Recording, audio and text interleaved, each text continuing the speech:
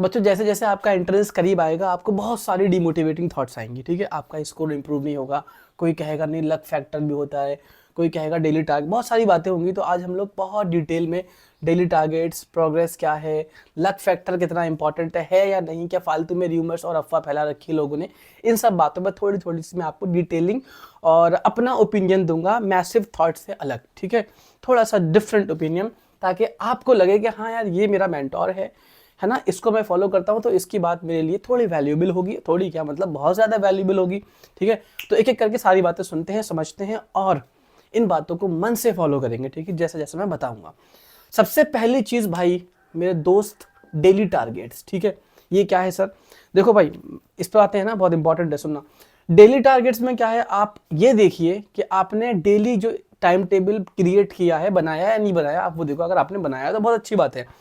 तो daily schedule में आपका इतने चैप्टर्स फिक्स होने चाहिए। सर मुझे आज 3 चैप्टर रिवाइज करने हैं, जितना एंट्रेंस करीब आएगा आज मुझे सर 5 चैप्टर का रिवीजन करना है ना, तो वो आपके फुलफिल होने चाहिए। डेली अचीवमेंट्स जो हैं आपके, शॉर्ट अचीवमेंट्स, डेली अचीवमेंट्स, वो फुलफिल होने चाहिए। दूसरी चीज़ ये कि अगर आपका ये हो रहा है तो आप सही ट्रैक पर हो, ठीक है। अदरवाइज आप यहीं पर फेल कर रहे हो, तो वो चीज़ आपको अभी इंप्रूव करनी है, क्योंकि अभी टाइम है, ठीक है। आगे टाइम कम होगा तो इसको इंप्रूव करने से फिर ये हाथ से निकल जाएगा, ठीक है। दूसरी बात पे आते हैं। दूसरी बेटा बात क्या है, प्रोग्रेस, ठीक है। यानी सर मैं जो एंट्रेंस की मेरी जो जर्नी है, प्रिपरेशन की जो जर्नी है, उसमें मुझे कुछ प्रोग्रेस मिल रहा है या नहीं, यानी मुझे कुछ लर्निंग मेरी इंप्रूव हो रही है नहीं हो रही, ठीक है। यानी मैंने कुछ नया सीखा या नहीं सीखा, मुझे मजा आ रहा है एंट्रेंस वाली जर्नी में या नहीं आ रहा, ठीक है। यानी आपका जो स्कोर है, आपने अभी टेस्ट दिया, ठीक है, 75 है, 65 है, आपका स्कोर बिल्कुल कांस्टेंट तो नहीं है या डिक्रीज तो नहीं कर रहा, ठीक है। स्कोर भी इंप्रूव होना चाहिए, प्रोग्रेस होना चाहिए, ठीक है, ठीक है ना। याद रखना, मेहनत करनी है ताकि प्रोग्रेस हो, एंट्रेंस का स्कोर भी इंप्रूव करे जो आप टेस्ट दे रहे हैं, ठीक है, या डीपीपी दे रहे हैं या संडे टेस्ट दे रहे हैं, वीकली टेस्ट जो भी हो, ठीक है। तीसरी चीज भाई लक फैक्टर, ठीक है, लक फैक्टर।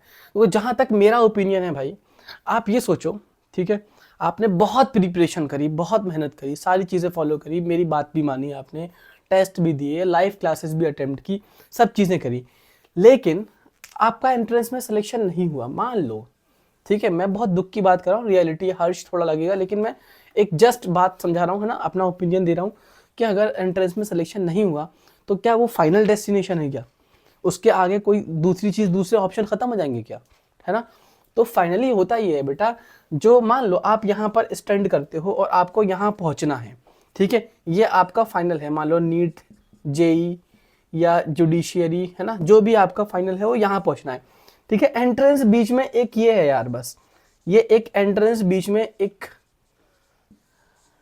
ये एक लैंडमार्क कह लो, है ना, ये एक, है ना, इसे क्या बोलते हैं, और फिर एक स्टॉप है ना, एंट्रेंस, ठीक है, इस यहाँ से आपको गुजरना है।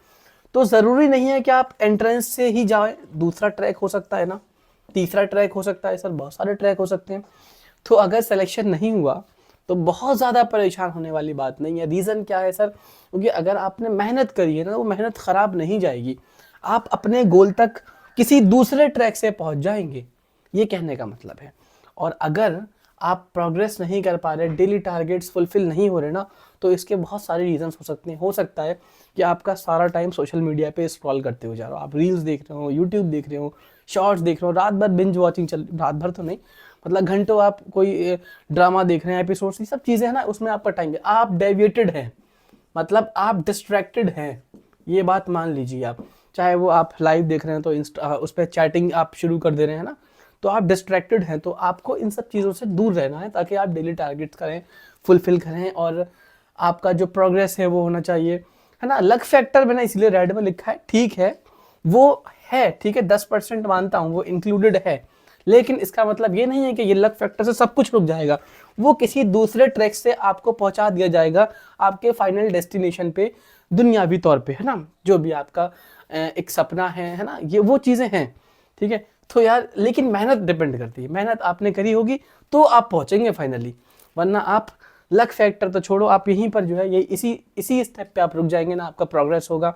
और दुनिया आपको देख रहा है, दुनिया बढ़ती ही जा रही है, चैट जीपीटी, एआई, ठीक है। अगर आप अपने आप को एक्टिव नहीं करेंगे ना तो दुनिया रुकने वाली नहीं है भाई, ठीक है। तो आप प्रोग्रेस करिए, आप सीखिए नई चीज़ों को, अपने मेंटोर की बात मानिए, ठीक है, वरना आप पीछे रह जाओगे, दुनिया आगे निकल जाएगी, और यही रियलिटी है, ठीक है।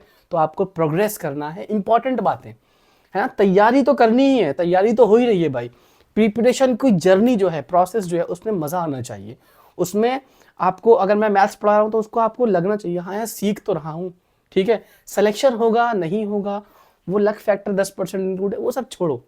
आप प्रोग्रेस कर रहे हैं, आपके अंदर इंप्रूवमेंट आ रहा है या नहीं आ रहा, ये सब चीज़ें मैटर करती हैं। डेली टारगेट्स आपने, यानी आपके अंदर डिसिप्लिन आ रहा है नहीं आ रहा, है ना, आपके अंदर डिसिप्लिन आ रहा है। Discipline is most important.